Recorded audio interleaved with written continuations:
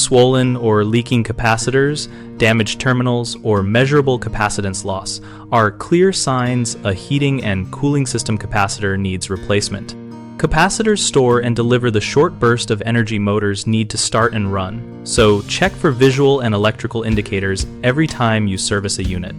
Visually inspect the cylinder for bulging at the top or sides, oil staining on the case which indicates internal breakdown, and any cracking, swelling, or separation of the plastic cover. Probe the terminals only after isolating power and discharge the capacitor with an insulated resistor to avoid shock. Look for corrosion, heat discoloration, or loose connectors that raise resistance and cause overheating.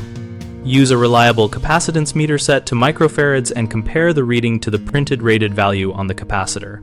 A drop of more than 10% indicates reduced capacity and impending failure. Also measure equivalent series resistance if your meter supports it.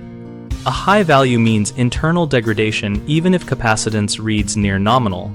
When replacing, match the microfarad value in voltage rating exactly and consider replacing all run capacitors on the unit at once to prevent cascading failures from age mismatches.